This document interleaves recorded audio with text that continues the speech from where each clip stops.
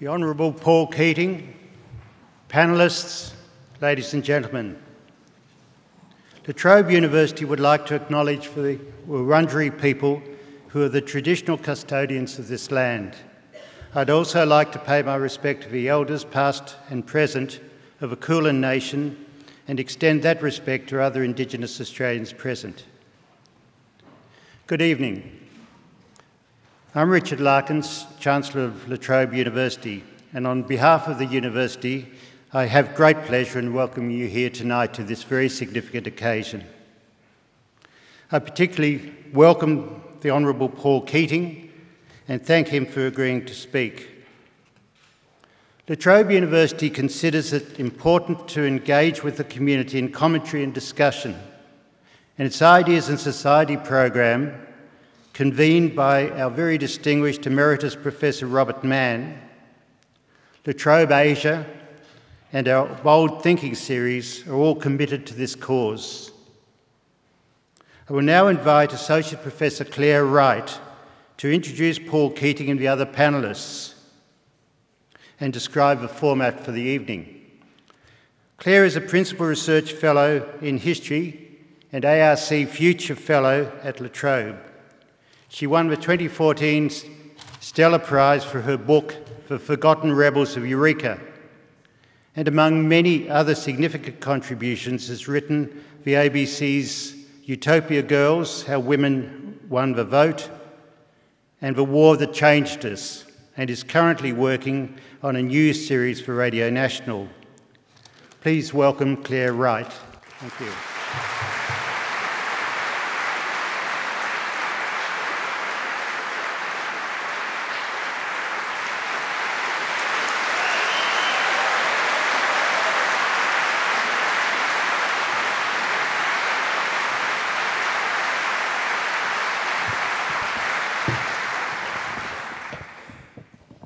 I too would like to thank by acknowledging the traditional owners of the lands on which we gather today, the Wurundjeri people, and pay my respects to their elders past, present and emerging. I recognise that this has always been a place of convivial conversation and vigorous debate. I also respectfully acknowledge that sovereignty was never ceded. It's an honour to have been asked to introduce our speakers tonight on behalf of the School of Humanities and Social Sciences at La Trobe. One of these men needs no introduction. One of them is likely to be quite familiar to you. And one of them, by his own admission to me yesterday, is not very important. That's you, Nick. So let's start with Nick Bisley, who will facilitate the discussion this evening. Professor Nick Bisley is the Executive Director of La Trobe Asia and Professor of International Relations. His research expertise is in Asia's international relations, globalisation, and the diplomacy of great powers.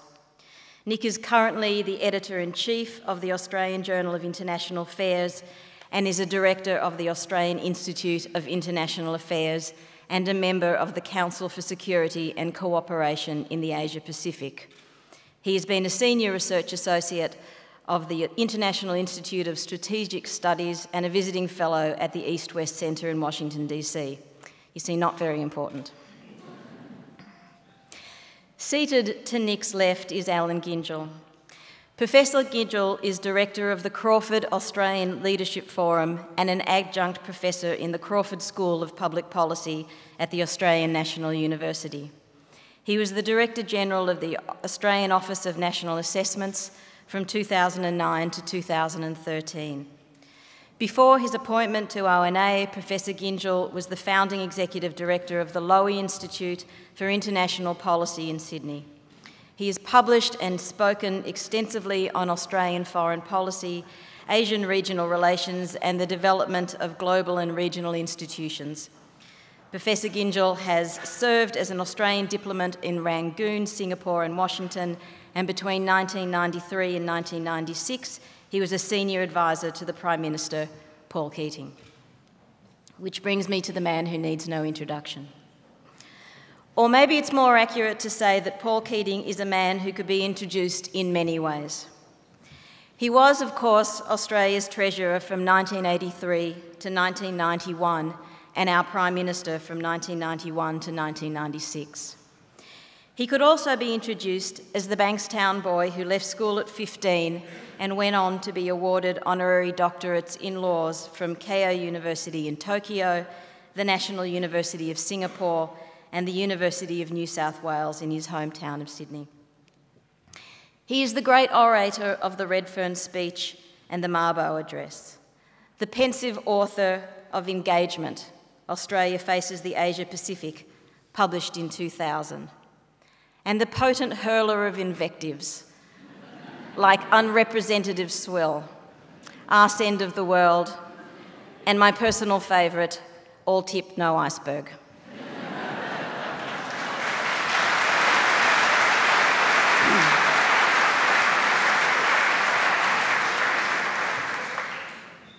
But it is with one of Paul Keating's most infamous aphorisms that I'd like to centre this particular introduction, Banana Republic.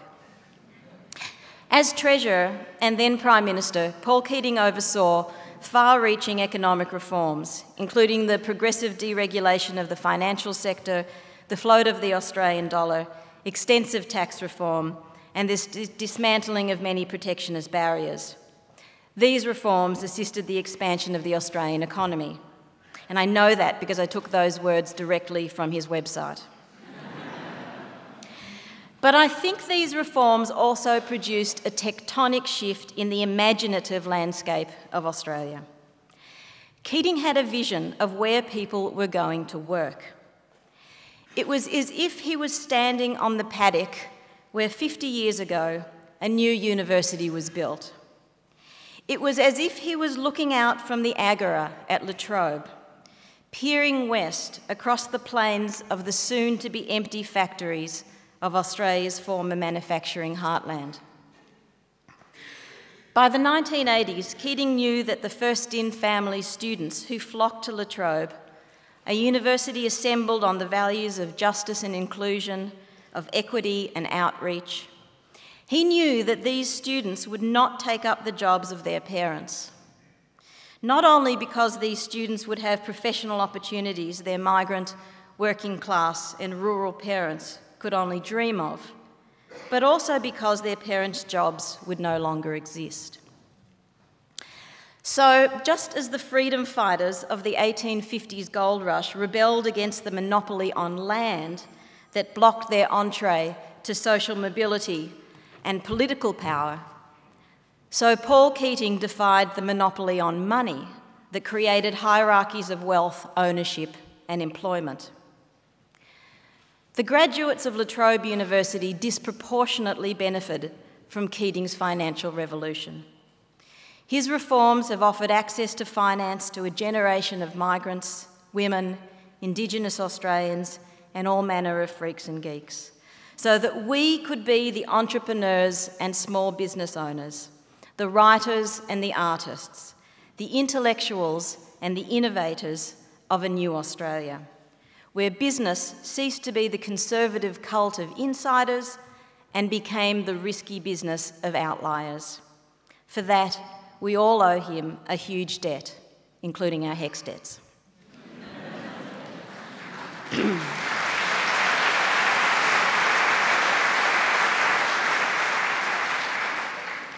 I hope that you can see that there is a natural fit between Paul Keating and La Trobe University. Instead of using changes to the financial industry to isolate, barricade and keep people out, Paul Keating gave us an inclusive, expansive, fractal economy. The same economy for which La Trobe is providing the first-rate education and training for a generation and class of workers for whom big ideas, open hearts and loud mouths are a badge of honour. I'd now like to turn you over to Nick Bisley to lead tonight's discussion about Australia's place in the world and in the region in the era of Trump, a leader who might not even be tip.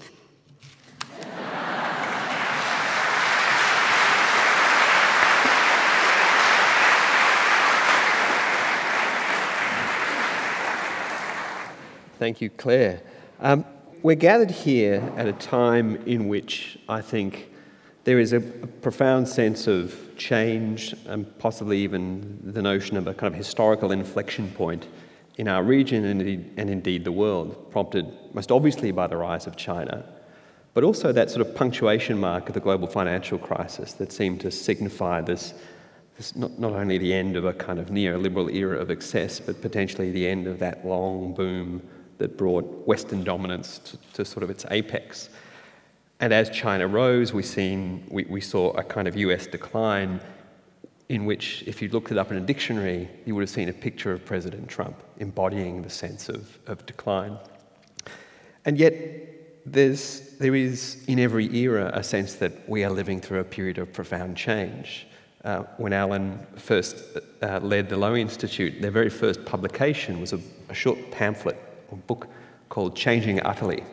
And in the first chapter, Allan referred to a book that he bought as a first-year recruit to what was then the Department of External Affairs, which said in 1969 that Australia has never lived through a more profound period of change than the current period. So my sense, I think the first opening question is really, what's your sense, Paul, of this extent of change in which we are living? And what do you think are going to be the big forces that are shaping the world over the coming decades with which Australia, as we look out into this changing world, is going to have to grapple? What are the big forces that we're going to have to manage and cope with? Yeah. Well,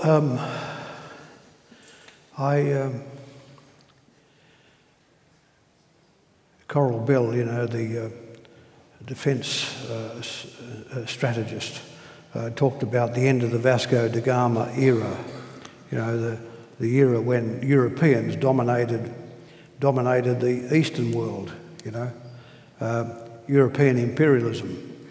I think what happened was the Americans at the end of the war, particularly Roosevelt, tried to seek an end of colonialism and succeeded.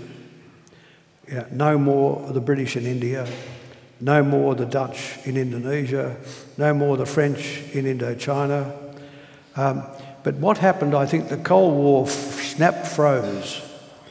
It snap froze that development. And so it was not until 1989, when the wall comes down, and 1991, when the Soviet Union is dissolved, that bipolarity between the United States and the Soviet Union that was switched off. The magnets were switched off. And all of a sudden, open regionalism becomes possible. And more than that, these great societies like India and China, Indonesia, start finding their own way. And what we are living with now is that development. The point was that the state at the top of the system, the United States, which induced this condition, didn't have a plan for it, didn't understand what forces it was letting loose. And of course they were forces for good, and so these great states which were riven with poverty all of a sudden are becoming major economies again. I mean, China is returning to the place it was at the top of the system before the Industrial Revolution, which was inconceivable in 1989 or 90. So basically, the world is returning to the basic shape it had before the Industrial Revolution, and that's being led by the Chinese. Yeah, that's that sense that you have over, if the proverbial Martian had come down and looked at global economic history over the past 2,000 years, for the vast bulk of that period, that's centred in and around Asia, and particularly around China, with that exception of that kind of the past 200 years. And economists like to describe that as this great divergence. Technology, particularly in ideas, gives a small group of the population of the planet this disproportionate advantage, and that advantage is essentially coming to an end. But what does that mean to now go back to the world in which scale size, population, now has once again a kind of straight line correlation to power and influence. Does that mean we go back to a world of kind of unremitting contest and conflict between big, powerful states in which small countries, relatively speaking, are literally at the mercy of the powerful? Or is there some way in which we can moderate that contest? Or is it, as you know, the old metaphor goes, you know, when the elephants fight, the small get crushed? Well, you're right, the Industrial Revolution broke the nexus between population and GDP. Before 1800, the work of any one of us was of equal value. You know, we clothed ourselves, we fed ourselves, we housed ourselves. There was no shift in productivity across the globe. So therefore, the states with the largest populations had the largest GDP. And China had the largest GDP before 1800. But all of a sudden, a little state like Britain, you know, discovers congealed energy, coal, produces steam, and the Industrial Revolution starts, and all of a sudden its GDP is larger than China. What is happening now, what globalisation has done, it has made the capital and the technology ubiquitous. And so we're now rejoining the link between population and GDP. So we're going back to the world that did obtain before the Industrial Revolution. And you're right, we're going to have these big states, India, China, as well as, of course, the Atlantic states, and yet the coming great states of Africa. This is the world we're going to be living in. So the days of sort of comfortable multilateralism, superintended by the United States, along sort of Jeffersonian principles, this is fading away to a world of great power entities again, and great power politics again. And in that world, it's just a much harder world for a country like Australia to live in, you know. Allan, you've just published product placement here, La Trobe University Press book, the second book off the newly relaunched La Trobe University Press, a history of the 75 years of Australian foreign policy. Given that historical sweep that you've covered, what's your sense of how Australia can navigate a world, as Paul says, in which great power rivalry is a much greater force? Well, one of the things that's clear if you look back at the 75 years of Australian foreign policy since the Second World War is that one of the ways in which we have tried to address the sort of fundamental existential point that we are a country with global interests, but will never have the weight to make to enforce our will by power alone. We've believed from the beginning that an international order in which the rules, whether the rules are of trade or the law of the sea or the disarmament, are known and which we've played a part in running. Now that's been easy for us for the past 75 years because the rules have basically been set by us and our mates. We didn't, you know, we were active when we had to be, but we didn't have to lead the pack. But for all the reasons that Paul was just alluding to, that's changing. So if we want to continue to have such a world, and that will always be better for us, we're going to have to be, I believe, be much more active in striding out into the middle of the field with a banner on a large pole saying rules-based order, and finding ways of putting together sort of new coalitions of interest around the things that matter to us.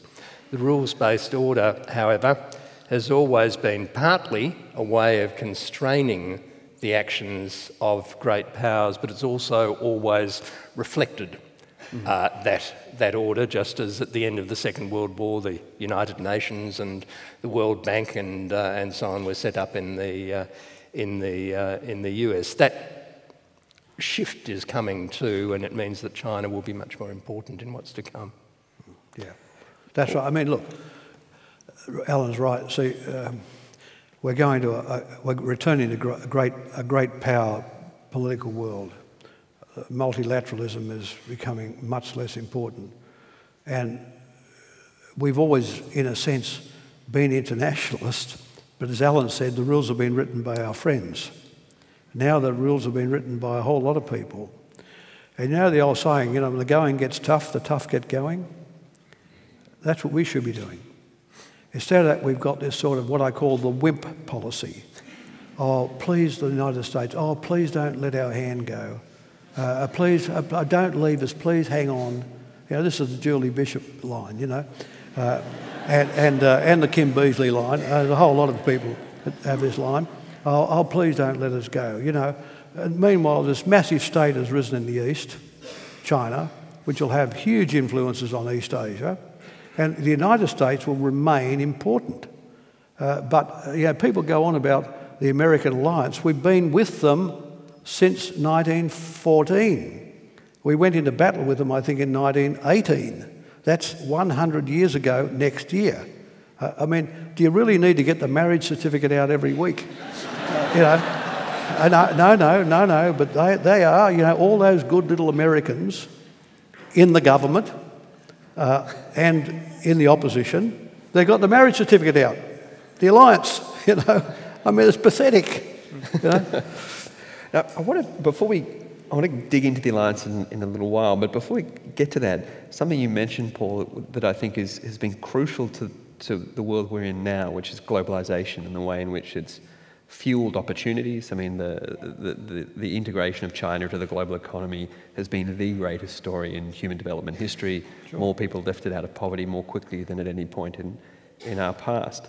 Yet, there is a sense that possibly the mood around globalisation has soured. That's to say, the wave has crested with, globalisation was made possible by decisions that countries, particularly the United States, but others, made to be open to capital, to be open to people, to be open to ideas. And yet, wherever you look, certainly in the OECD world, but not only, whether it's Trump, whether it's Brexit, whether it's Le Pen, whether it's people like Modi, Abe, there's a sense that there's a kind of nationalism is resurgent and a sense of mercantilism. Only this morning, Vice President Pence has just finished another reassurance tour around Asia, including here, and yet this morning Donald Trump saying he's going to rip up the free trade agreement with Korea and charge them $1 billion for the theatre high-altitude air defence system.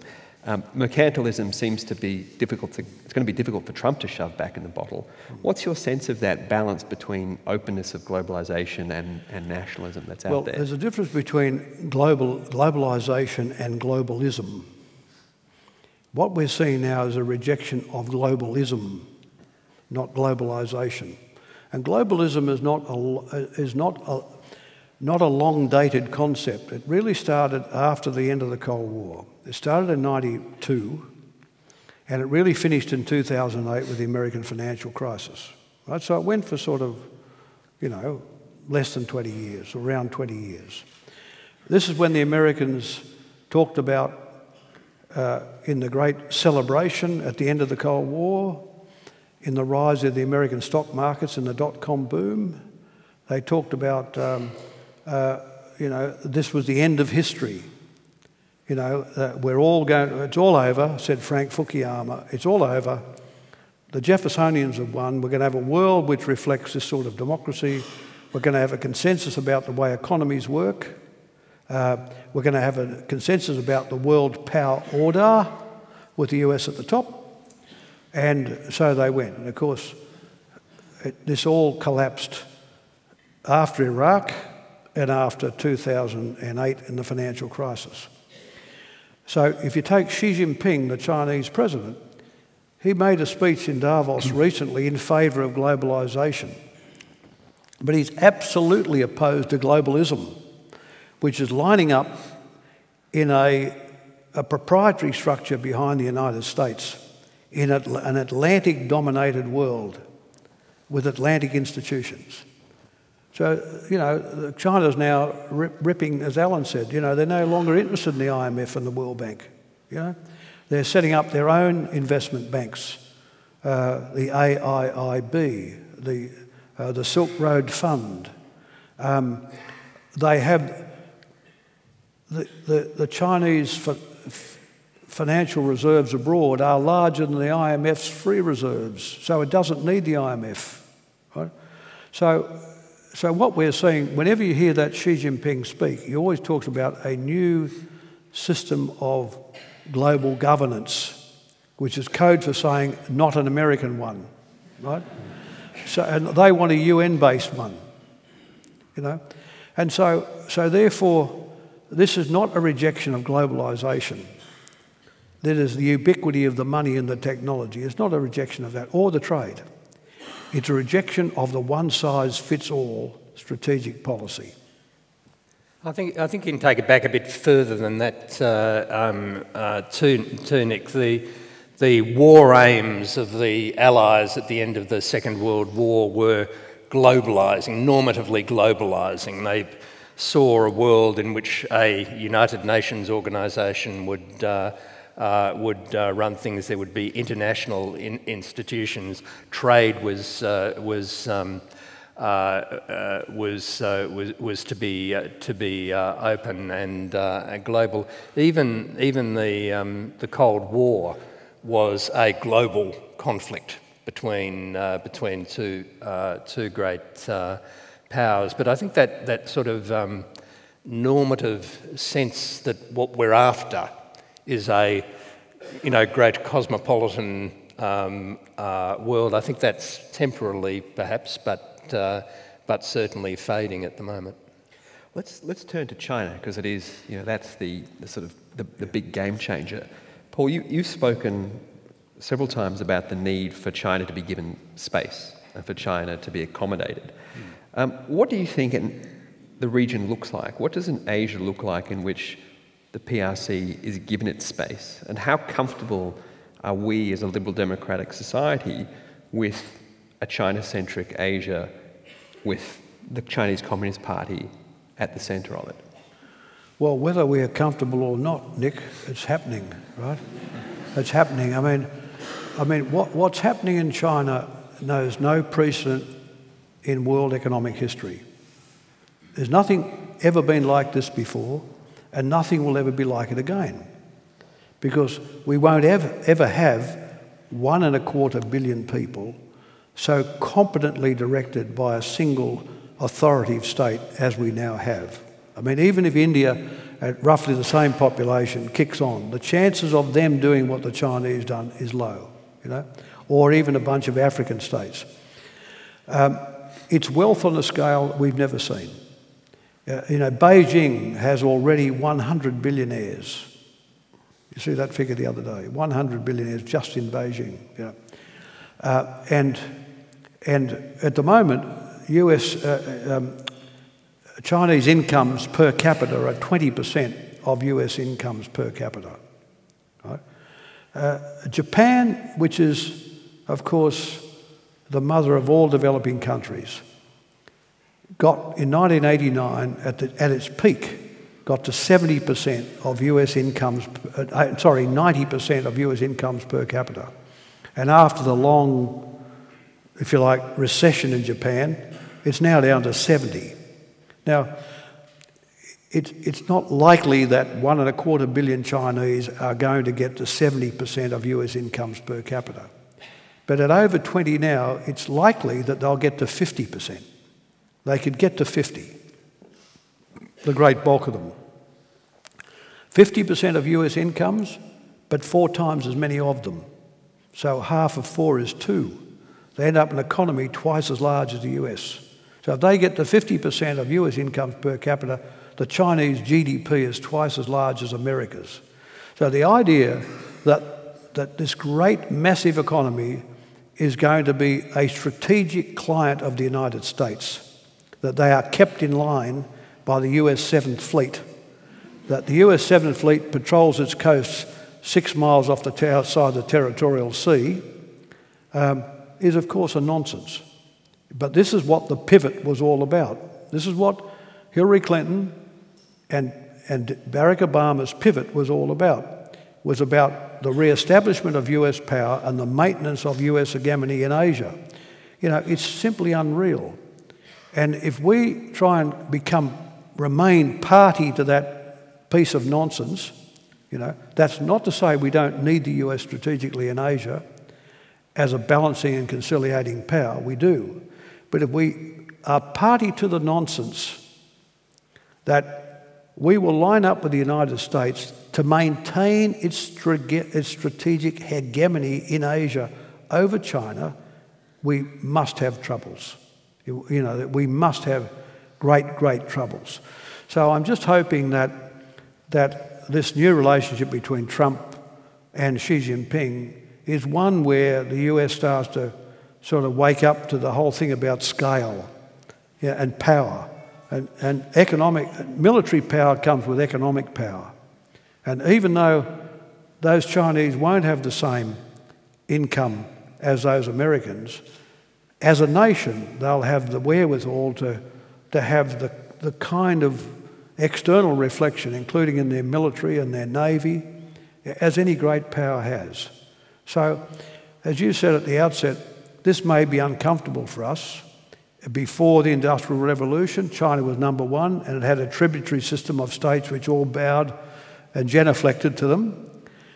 Let's hope we're not going to be bowing and genuflecting, but the reality of that power is there, and we would be, you know, well advised to start accommodating it and to adjust ourselves to it, instead of trying to hide behind the American flag like a bunch of good little Americans, saying, "Oh no, what we need is more Uncle Sam," you know. But how does I guess I mean, there's sort of two parts to the question. One is like, how does a country like Australia influence a country like China, given the disparity of scale and by being a bit clever. By being a bit clever. I mean, I talked the Chinese into the APEC leaders meeting. Kevin Rudd encouraged them into the East Asian Summit. We were doing clever things.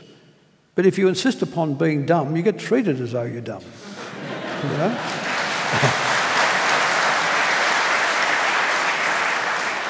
The second part's the slightly more challenging one, which is the democratic values question and the human rights question, which is, you know, it's not, I mean, I think often when you talk about China and we sort of, people in my line of business sort of think about great power relations and material issues of balance of power and this sort of stuff.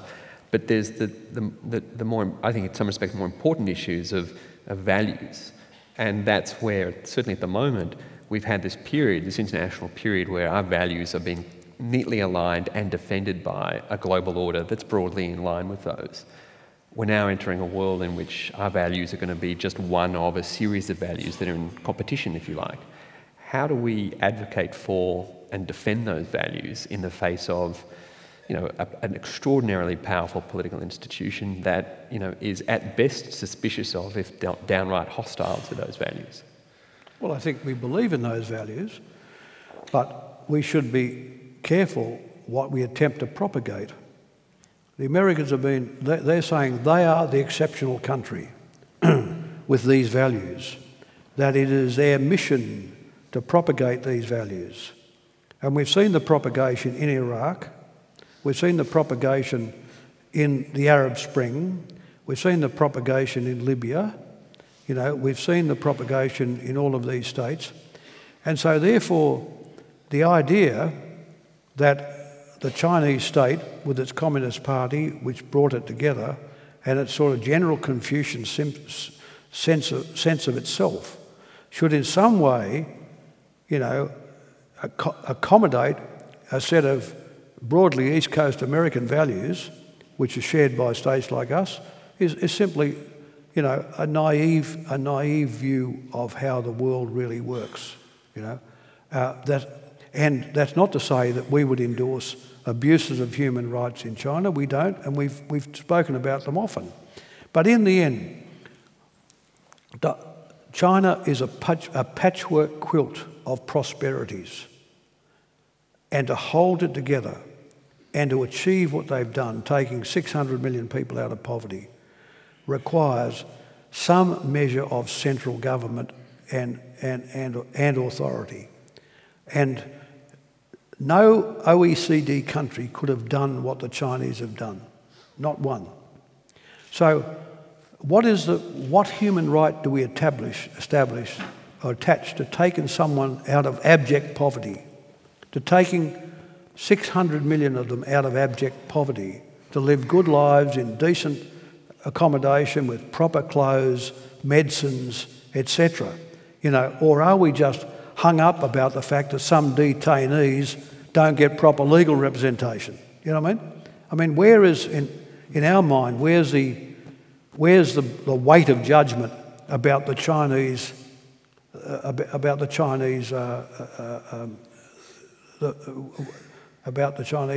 what they've actually produced, what they've actually done? So human values go more than just human rights, I think, of the kind that we normally associate ourselves with. It's the sort of sense of the sort of collective advancement of the Chinese people weighed against the rights of individuals, and clearly we know where the party falls down on that one. I mean, nation building is a tough caper. Nation building is a tough caper. And therefore, the Communist Party pulled the country together after European imperialism had ripped it apart and the Japanese had ripped it apart. And that government of theirs has been the best government in the world in the last 30 years. Full stop. In the most successful government in the world in the last 30 years. This is probably a useful segue to turn to President Trump. Do you think President Trump and his administration present a risk of one form or another to Asia or to Australia? Sorry, Nick, I just missed that word. Do you think, or to what extent possibly even, do you think President Trump presents a risk to Asia or to Australia in its policies and its outlook? Well, as American presidents go, he's obviously the wild joker in the pack, right? We don't know really how he will conduct himself, right? But he's had a couple of reasonable ideas. One is that the US should have a better relationship with China, you know, and we'd all applaud that because the sort of lives we live in this country depends upon the US and China finding common cause in the Pacific, right? So if there's peace in the Pacific, our lives are going to be that much better. And the other idea he had was to have a better relationship with Russia. That great state that has essentially borne the brunt of West European militarism with Bonaparte, with Hitler, and now in a sort of standoff with the EU. And so the great challenge for the Americans is to find a place for Russia in Europe.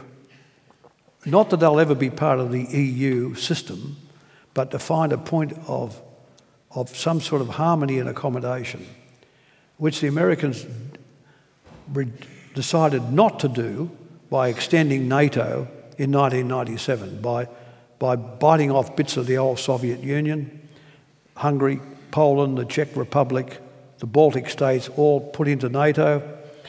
And of course, this produced amongst Russian nationalists a great reaction. In a sense, the Americans produced Putin, you know. So he's got that idea. So you certainly would not have got that idea out of the State Department, right? And I don't think you get the same idea about China out of the State Department. So maybe he may be the wild card, but maybe that we make progress on these two big fronts. What about the forces that propelled Trump to the White House? Because I think there's often a fixation on Trump and his personality and his exuberance, shall we say. But behind him, that sense of electoral fragmentation between, and disenchantment with existing parties, not only in the US, it's across liberal democracies. That sense of a hollowed out middle class that used to have a kind of pathway And certainly it's a constituency that this university believes is core to the well-being of a liberal society. Do you think that sense of an America that is being sort of left behind presents a profound challenge for the world? That's to say, an America that feels like America first, of the kind that Trump has articulated, is a force that weakens Australia or weakens the liberal international order? Or is it just, as you said, is it something that's just happening and we're just going to have to come to terms with it? Well, there is no doubt that globalisation hollowed America out. It hollowed Britain out. In some respects, in our manufacturing, it's hollowed us out too. You know, in the international division of labour, the great states in Asia with big populations, with globalisation and the abolition of tariffs, have been able to displace big sections of manufacturing industries in the developed countries. You know, this is true. But there's also been great employment in the service sectors of these economies, like there has in this country. You know, I mean, the people who are on the assembly line in the car plants are now working in the financial industries, or they're working in hospitality, or they're working in health, you know. So what Trump did in the election was say, globalisation's hollowed us out. That Hillary Clinton, she believes in globalisation. She believes in free trade. I don't. You know, I'll stick up for you. You know, and you've got to remember, he won the 3 states, Wisconsin, Michigan and Iowa, I think it was. Ohio. By less than one, eh? Ohio. Yeah. Ohio, by less than 1%. Less than 1%. Hillary Clinton didn't even visit Wisconsin. The Democrats took their constituency cheaply. Hillary said, I'm pretty good, I've been here a long time, and it's my turn. You know? And he said, through to all that, you've been robbed, I'll protect you, I'll make America great again. You were, much earlier than anyone else I know, you were talking about Trump as a possible victor from, I don't know, July, August last year. So I was surprised when Hillary Clinton lost, you weren't. What was it that you saw in Trump himself? Well, the enormous inner confidence. He was the enormous inner confidence. He's a momentum player. Basically, probably a narcissist, you know. There's a bit of that in all of us. But I haven't been gazing in any pools lately. But nevertheless, you know, I thought he's going to scatter those Republican candidates. He threw them in the corner like rag dolls, you know. And I thought, that's what he's going to do with you, Hillary. He's going to throw you in the corner. Now, it turns out Hillary got the majority of the votes in the United States. But because of the Electoral College, a bit like our Senate, where we give 12 Senate seats to Victoria, but 12 also to Tasmania, I mean, almost everyone, every street corner down there's got a public job, you know. That distortion in our Senate is similarly reflected in the Electoral College. Now, if you're a Democrat and you know this and you've been doing it for years, and Bill Clinton did it for years and everything else, then what you do is you shore up your base. But they didn't. Hillary Clinton's problem is she didn't have a story, and Trump had a story. Now, I was telling someone the other day. They said, you know, the displacement of people in factories in America, it's happened 30 years ago.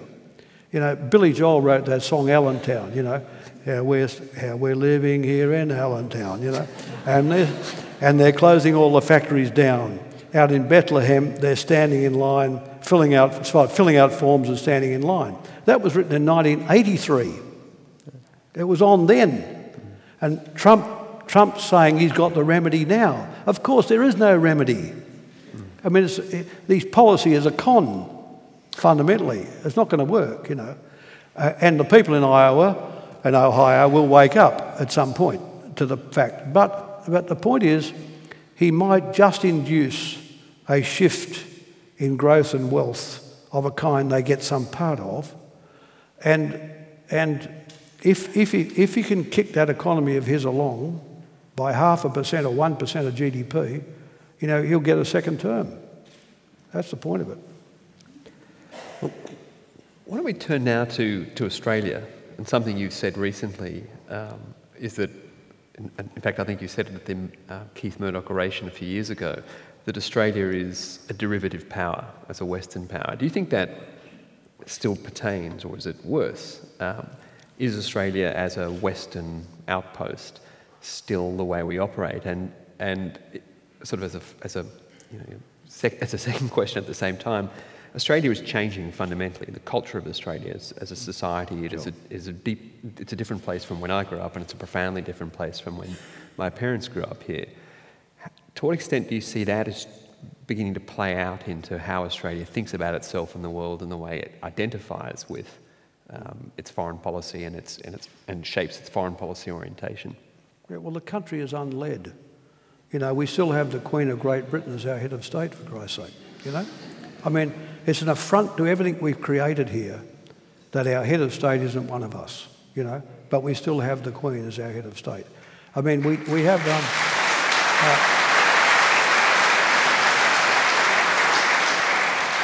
as Allan says in his book, Fear of Engagement, which was the cause of our doing this discussion, that we made this audacious claim. Here we were, a little colony in Sydney Harbour, a little group of people who said, thank you, we'll have the whole continent of Australia. I mean, the gall of it, you know what I mean? Apart from the damage and dispossession to the Indigenes, the gall of it. And, you know, but the fact is, we have a continent to our own and a border with nobody. And all of the states we've mentioned tonight, Russia, the United States, China, they've all got borders, countries on their borders. We don't. So therefore, we've been given this great inheritance. I mean, you would be in there trying to reorder the whole East Asian system to suit us. That's what I was trying to do back 25 years ago with the APEC leaders meeting, you know, getting the US engaged in Asia, getting China into the thing, sitting the Chinese and the Japanese down together, us sitting down with the Indonesians, you know. You would take this on with such gusto, you know. But you've got to do some things right. You've got to say, we can't have the monarch of another country as our head of state. We can't have a flag with the flag of another country in its corner, you know. We can't maintain the policy that we have in respect of the Indigenes, you know, or the general, notwithstanding a lot of interest and kindliness on the part of the Australian community, the fact we've never actually busted that problem. So we go to Asia. We should be going to Asia as a sort of as the new Australian people, as the continent which has turned a leaf, you know. But here we have Tony Abbott a couple of years ago, you know, bringing back knighthoods. You know, I mean, he gave poor old Prince Philip a knighthood. You know, you can imagine what he said when he found out. You know, and there they are, the Liberal Party lickspittles. They'll be over there at Whitehall, looking for their baroncies, and like Ming the Merciless, you know, what was he, Lord Warden of the Cinque Ports, Menzies, Lord Warden of the Cinque Ports. I mean, you know, getting around the gown with the thing. I mean, these people had no idea about the future of the Australian nation in Asia, and that was before China turned into what it is now. I mean, so if you see the shift in the world of the kind Allan's describing and I'm describing, you know, you'd be hitting the panic button. No, they're all on the Valium tablets, this bunch. you know. I mean, this is a cabinet which pops a bland tablet every morning. And so as a consequence, the place is unled. You know, it is unled, and the fact is, even through some of the last recent Labor governments, neither Kevin Rudd nor Gillard did anything to change the Republic. They said, "Oh, we'll wait till the Queen dies." I said, "Well, that'd make us a brave bunch, wouldn't it? Wait till the old lady dies, and we'll take the crown from her." But why do you think it is that we're in this period? I mean, it is a period of opportunism. I mean, it's a great opportunity for a political leader. Political leaders' great legacies are often to do with circumstance. You happen to come in, and there is, you've got crises. You'd be thrilled every day. Yeah, and yet on both sides of the aisle, there is this sort of quiescence. There's a timidity around the kind of role Australia should play. What's your sense of what drives that? I mean, it's not just that there's a kind of they're popping the bland pills. There's a reason they're reaching for them. The lack of imagination. That's what the two ingredients in leadership are imagination and courage. Seeing the big vista, and then having the wherewithal to go and move towards it. And now there isn't the imagination. It's not true of everyone in public life. I mean, people go into public life in both parties to serve the country and serve them well, And I could name names on both sides of politics in doing that. But there's nothing like the power of a big idea to remake the debate. People say, "Oh, look, it's so hard now." If you were in public life now with social media, you wouldn't have been able to do what you did in the past. Well, there's an even greater role for the Pied Piper now, because in the age of self-expression, which is in the me age, the iPhone, everything's I, me, I, self-expression. They're always looking for the one person who has the central ideas. Yep. And if you don't have the central ideas, you don't get the following. So what happens? You're then subject to the static. The static reigns. The static wins. And so you get pushed around by, it used to be the old Canberra Press Gallery. God loved them. Only God could love them, by the way. But now it's all this, the twits on Twitter. So I want to go back to something you said and be interested also in Allan's views on this, that you said there's still a place for an American strategic presence in Asia, and there's still a place for the alliance. Yes, we don't need perhaps to pull out the marriage license every day, but it's there. How do what role does the alliance play, or should the alliance play, for an Australia that's carving out a more distinctive role for itself in a world in which China plays a much greater role in our future? How do we square those? Because there's a sense that the autopilot to Washington comes out of a sense that that's the world we know, and anything other than that is deeply unfamiliar and risky. How do we bring these two things together? Well, I'd like to hear what Allan says. Let me have a go at it first. If you've been in a strategic partnership of a kind with the United States for 100 years, do you have to have a fear every week that they may not like what you say about this or that matter, or that you may not join them in escapades in some country or another? Really? I mean, you'd have to have a low sense of self-regard and a low sense of confidence to think that somehow you would lose the Americans.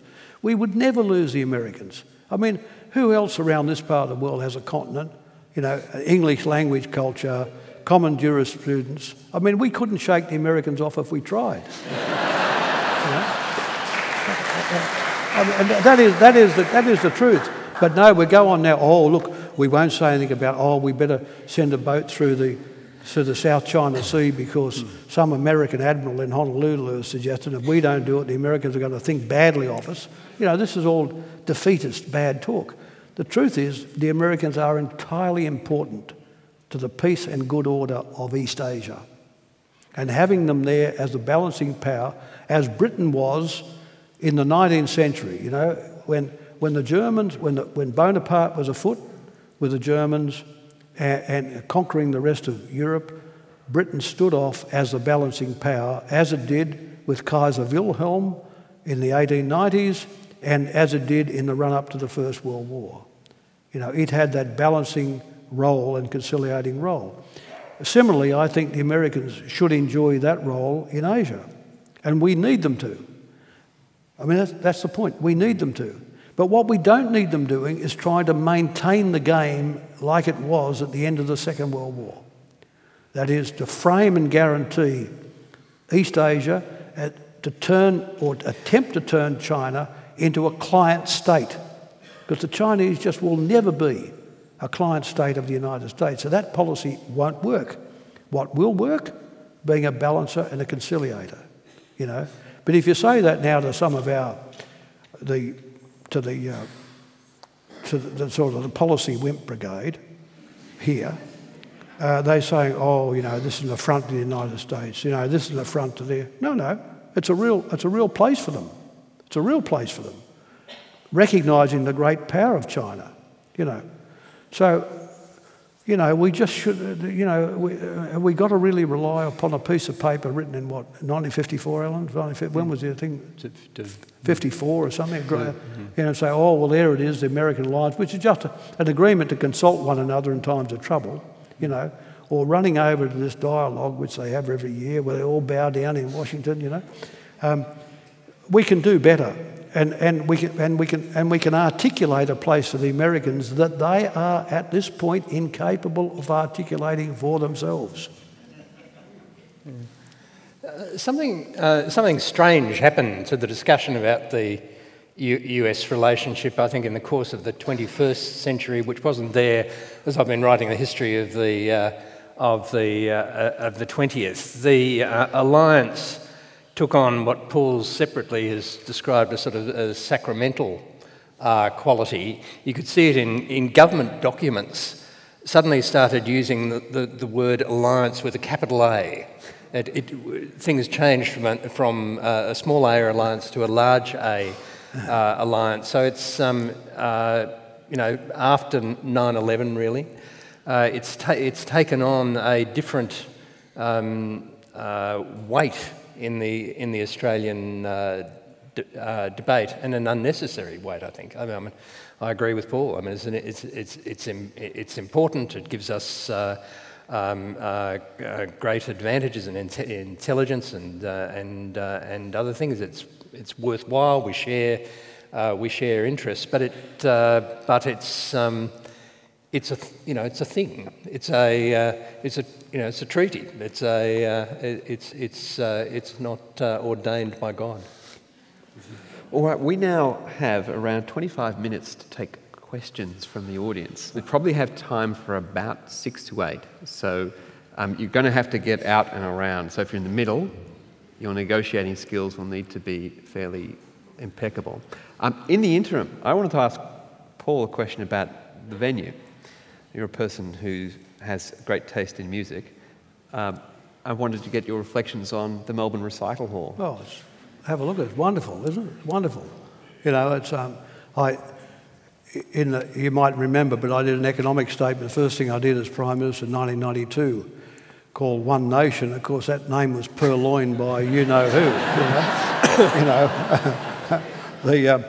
But in that, I built the recitals, funded the recitals, similar recital centre in Sydney, which is a fantastic place for, you know, concerts and piano and soloists, etc. Even an orchestra, you know.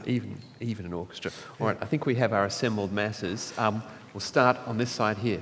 If I could ask everyone to keep their questions as A, questions, and B, short. This isn't Q&A on the ABC. Mr. Keating, thank you so much, and thank you to our other panellists.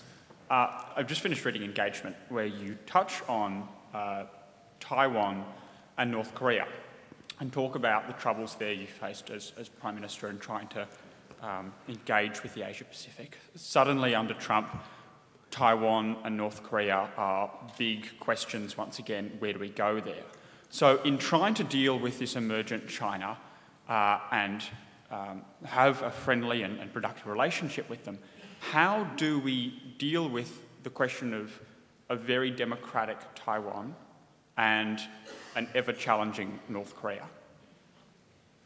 Well, I think that it has been Chinese national policy, and it's been American national policy, that there is one China, which also includes Taiwan. The government of the PRC say to the Taiwanese, you can have your own political system, you can have your own currency, you can have your own defence force, you can have your own flag, but you cannot say you're not Chinese. Right? This is the one country, two systems that Deng Xiaoping talked about. And while President Trump perhaps inadvisedly decided to have this telephone call with the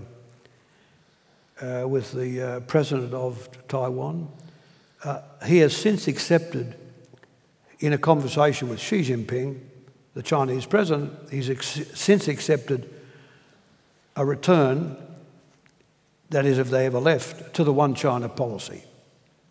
So I don't know whether Allan disagrees with that. I don't really think that Taiwan, short of President Trump shifting his position, as he might have indicated earlier, that Taiwan is an issue of the kind that you might think it is in the implication of your question.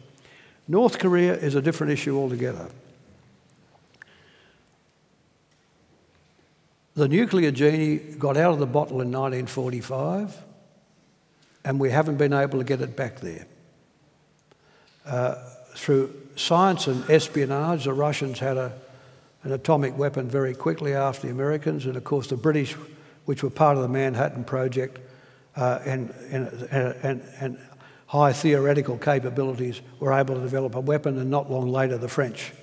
And we had the weapon states, and China felt that, given its power and its size, that it should have a nuclear weapon too, and developed it.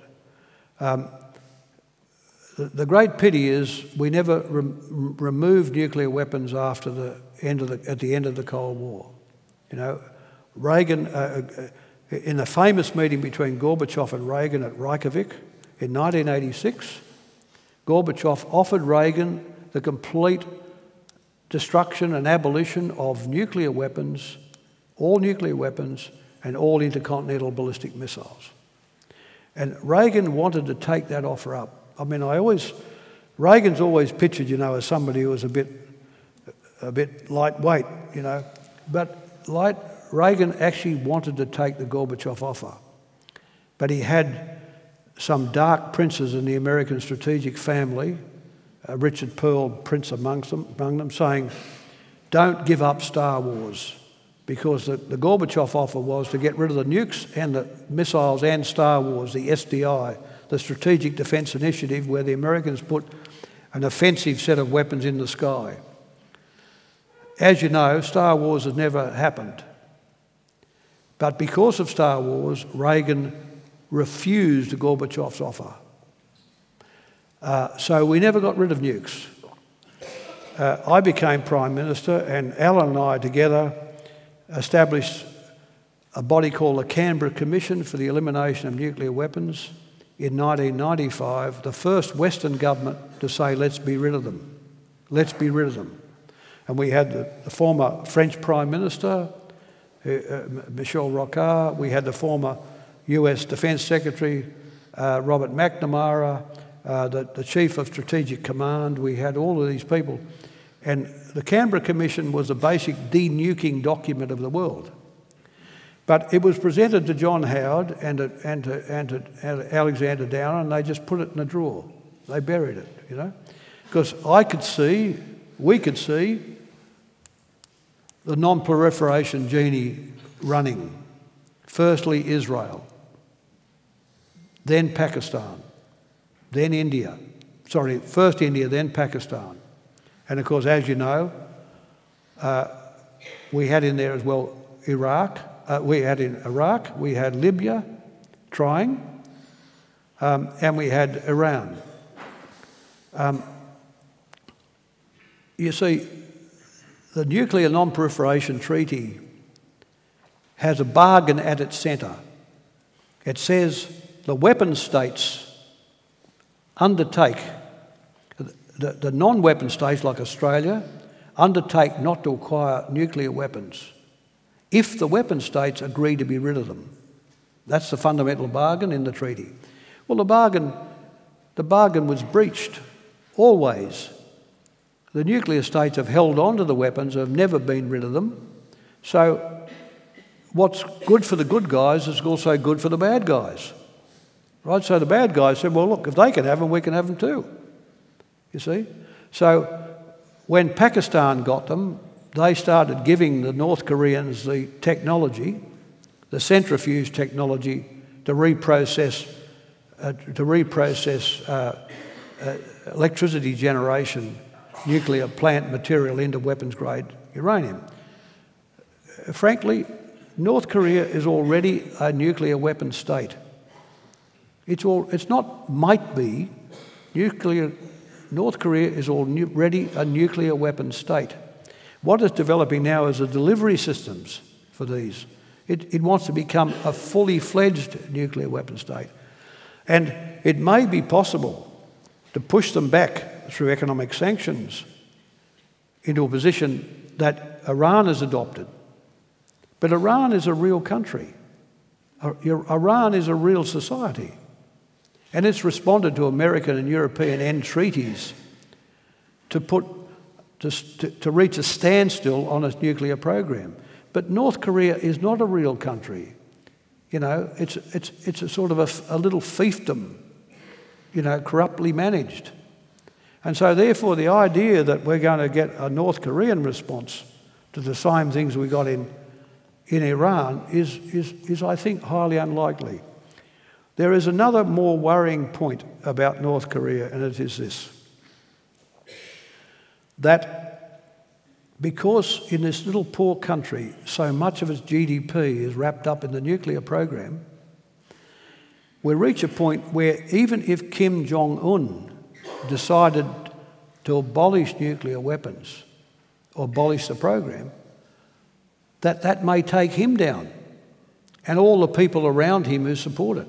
In other words, it could be, I hope it isn't, but it could be that the weapons program is their raison d'etre. It's the reason for their existence, and without it they don't maintain control of the state. So therefore, the simple idea we have, and we've for years going on, I mean, this is a big problem, I'm not saying this is easy, that we can negotiate them into some sort of a standstill position is probably, you know, naive. In which case, it may be that we will have to contain a North Korea, nuclear North Korea, like we had to contain the Soviet Union. In other words, it will have the weapons and it will have the delivery systems and it will be able to nuke all sorts of countries, but it knows it'll have massive retaliation if it happens. And so we deal with North Korea with a containment policy. I know there is a view around, the Americans say the Chinese have let us down and the Chinese should have got rid of nukes in North Korea. But the Americans could not even stop the Israelis from developing North Korea's nuclear weapons. I mean, all the influence America has on Israel, it couldn't stop the Israeli nuclear program. So it may be, as the Chinese say, it's unfair to put on us the responsibility of actually the cessation of the program. So this is a very big problem, whereas I don't think Taiwan is a similar problem.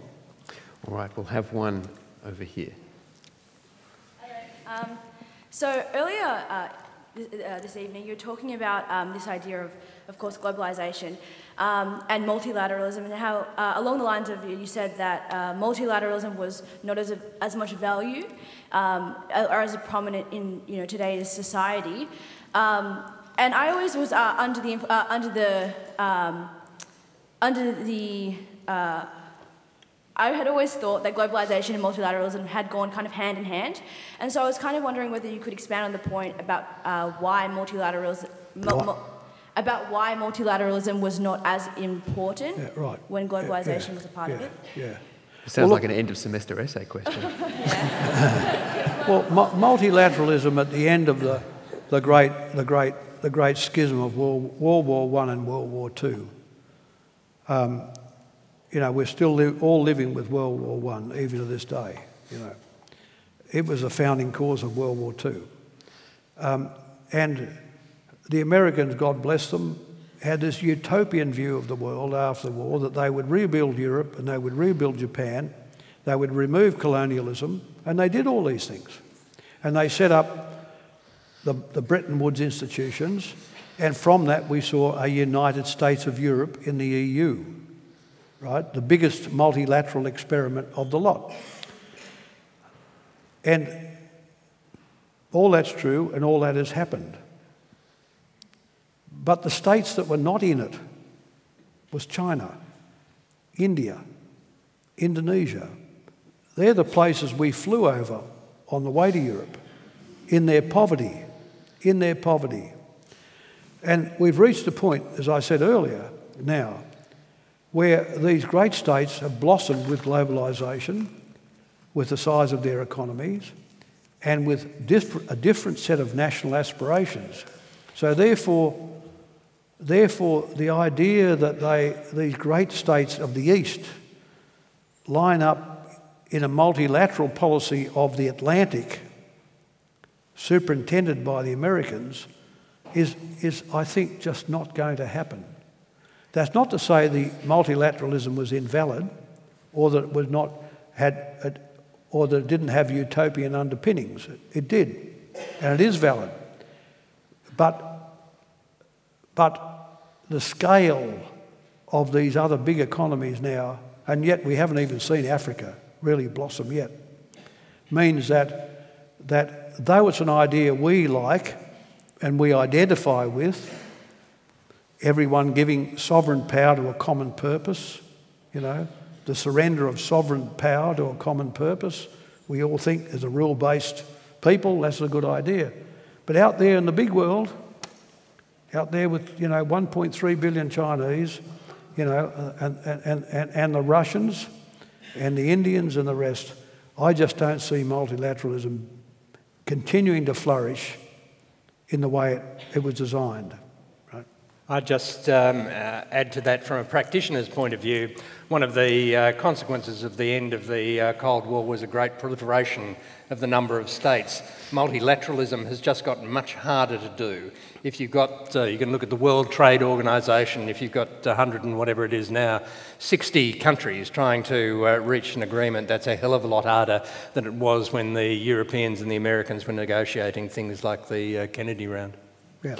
All right, we're going to go upstairs. I can just see up there, yep. Thank you for being here. I'm just going to ask a question about hybrid regimes. And how do you predict... and how do you predict hybrid regimes will affect multilateralism and state institutions in the future? I'm sorry. I'm up in the gods.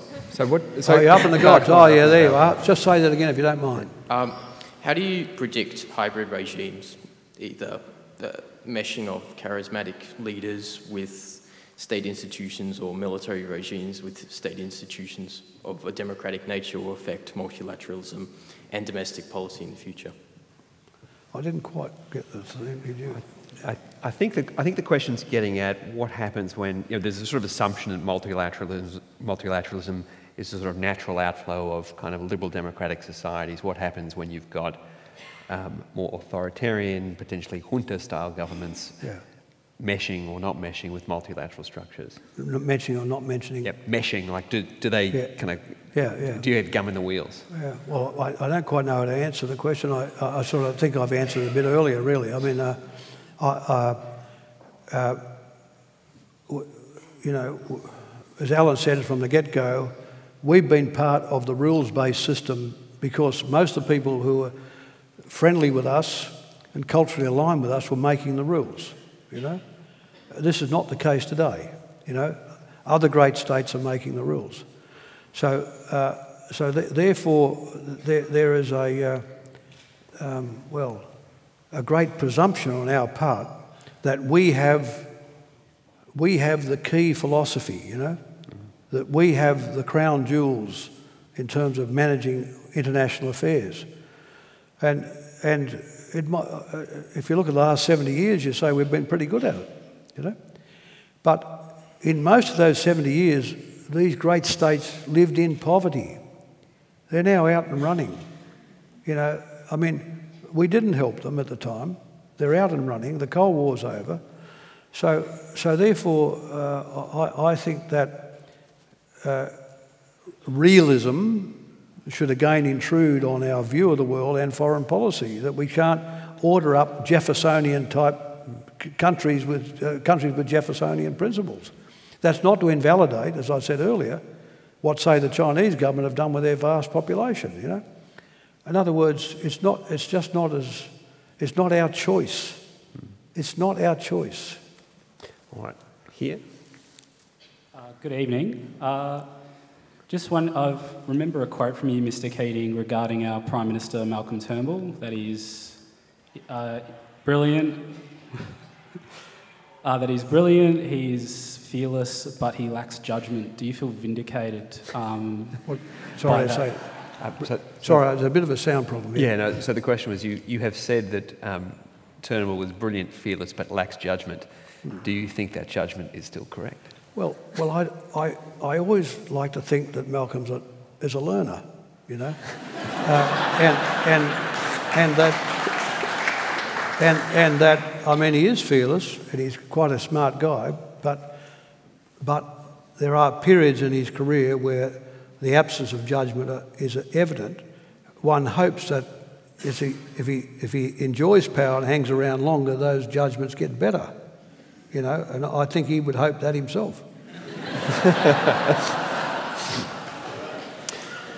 All right, over here. Good evening, thanks for the thoughts tonight. Sorry, I suggest this, I'm a bit tall.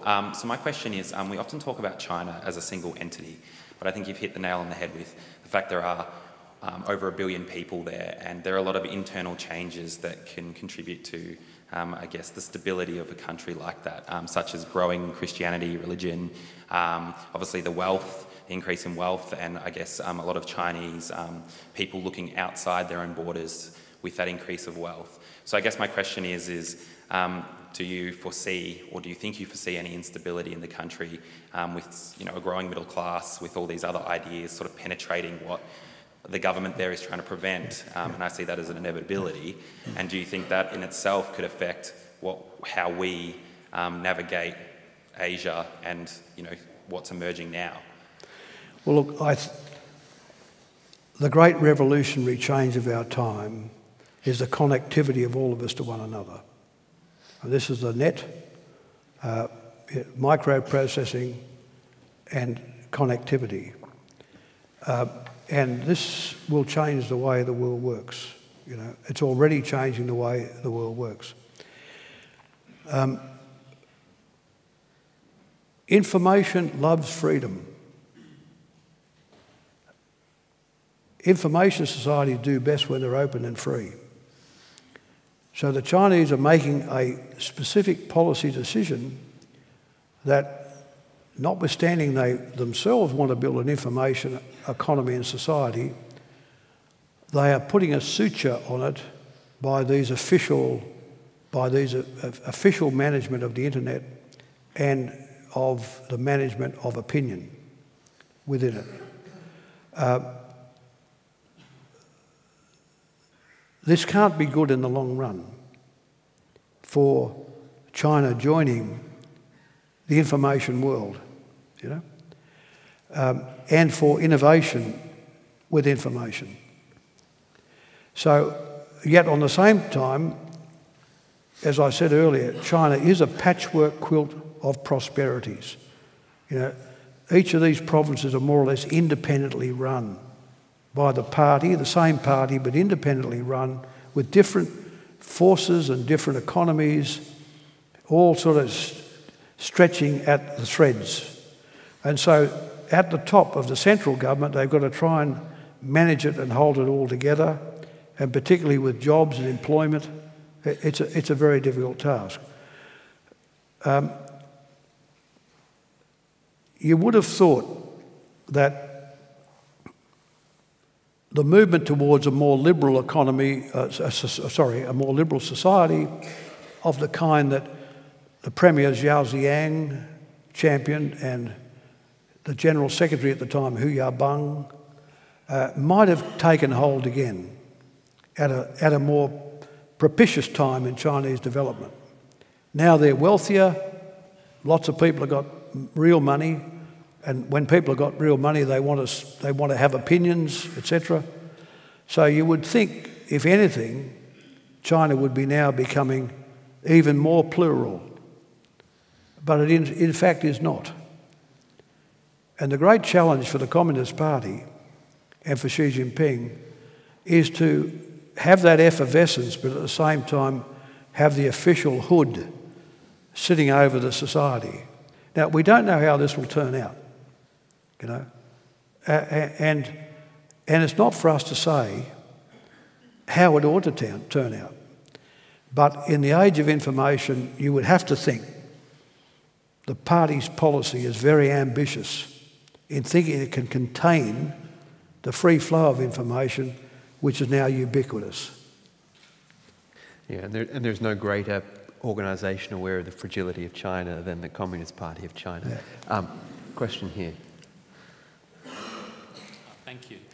My question is in relation to climate change, international climate change negotiations, particularly given that the Trump administration appears to have a different view from the Obama administration on climate change and climate policy. What do you think Australia's position should be in international negotiations, and what domestic policies do you think we should be adopting to address climate change? Well, we're part of the Paris Accords, but I think most rational people think that for carbon abatement, price is what will do the trick. Julia Gillard, to her credit, introduced a carbon tax in Australia, and it was having success, you know. But this was overturned by Tony Abbott, you know. I mean, the obscurantists of the Liberal Party have won the last couple of elections, and they've had their way on the policy, but they won't have their way on the outcome. We would have hoped that Malcolm Turnbull, who understands exactly what price means in carbon abatement, would at least, where the nation would support him, take this issue on against the right of the party. Not so far. The question is, though, given that their current policy is so fruitless and so costly, the one of positive discrimination against particular sources of energy, that at some point even they will shift their ground. It's a great pity, I think, that Donald Trump is unwinding the Obama policy, because the US is one of the great offenders in the world in terms of this. The real leadership is shown again by the Chinese. The real leaders in climate change are the Europeans and the Chinese. And it is to be hoped some way that America, you know, notwithstanding Trump's presidency, is able to at least hang on to some of the measures which Obama has put into place. But of course, it'd be good if we were encouraging them, and we're not, you know. All right, I'm afraid for those of you standing near the microphones, we are out of time. And I'd just like to invite my Chancellor and boss to the stage to conclude proceedings. Well, what a wonderful evening, what a great discussion. I'd like to thank Nick Besley for coordinating the discussion, for Allan Gyngell for your very insightful comments. I think we should pay a particular tribute to Robert Mann also, who has been the convener of this Ideas in Society series, and I think tonight is a wonderful testimony to that. La Trobe is very proud.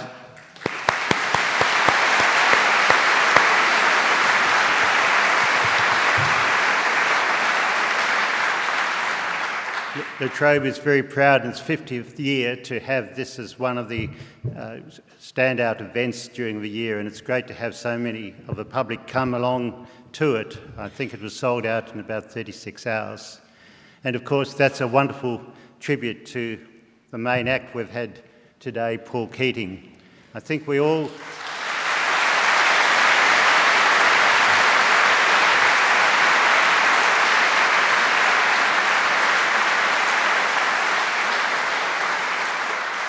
I think we all had a sense of nostalgia as we heard the combination of insight, wonderful way with words and parody that we had from Paul tonight. I think we've all been considerably enlightened by his comments, absolutely amazed by the way he's able to be across so many issues and seem to be able to cast light and wisdom on some of these things that seem so confounding to our current political leaders. So I ask you all to join me once more in thanking Paul Keating.